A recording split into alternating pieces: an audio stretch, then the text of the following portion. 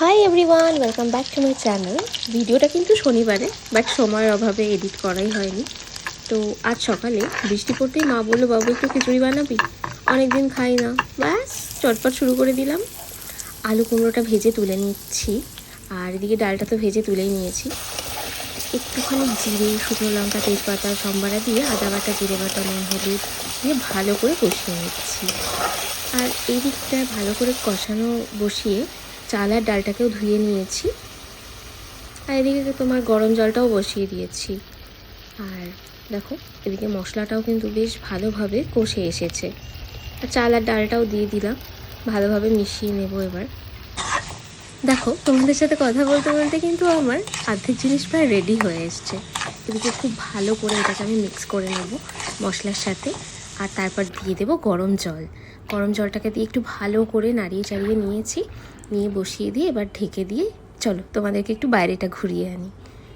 বাইরে দেখো রোদ উঠে গেছে। ভাবলাম সকাল থেকে বৃষ্টি হচ্ছে, আমি যতবারই খিচুড়ি করি না এইরকমই হয়, রোদ উঠে গেছে।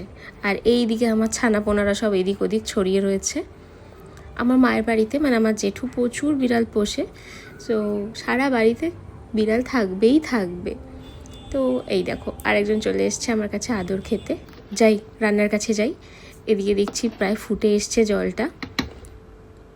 আর এই যে এই জানলা দিয়েই রান্না করতে করতে বাকি সময়টা কেটে যায়। কত পাখিদের আনাগোনা থাকে কি বলবো। আর এদিকে একটা ফ্রাই প্যান বসিয়ে নিয়েছি, আর একটুখানি জিরে আমি একটুখানি ড্রাই রোস্ট করে নেবো। আমার না ভাজা জিরে গুঁড়ো করে একদম খিচুড়ি শেষে নামানোর আগে দিলে খুব ভালো লাগে। তোমাদের কার কার ভালো লাগে আমাকে জানিও। ব্যাস খিচুড়ি হয়ে এসছে, দিয়ে দিলাম ওপর থেকে অল্প একটু চিনি, আর কাঁচা লঙ্কাও দিয়ে দিয়েছি, একটু চেরা কাঁচা লঙ্কা, খুব ভালো লাগে সেন্টটা।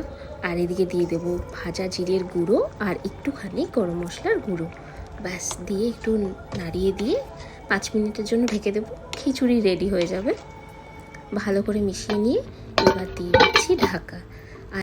আর এদিকে পাঁপড়টা ভাজা করে নিয়েছি। খিচুড়ির সাথে গরম গরম পাঁপড় ভাজা দারুণ লাগে।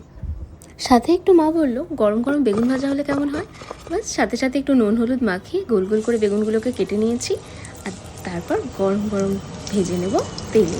আর ভিডিওটা ভালো লাগলে লাইক শেয়ার কমেন্ট করতে ভুলো না জানো। দেখা হচ্ছে পরের একটা ব্লগে। টাটা, সবাই ভালো থাকবেন।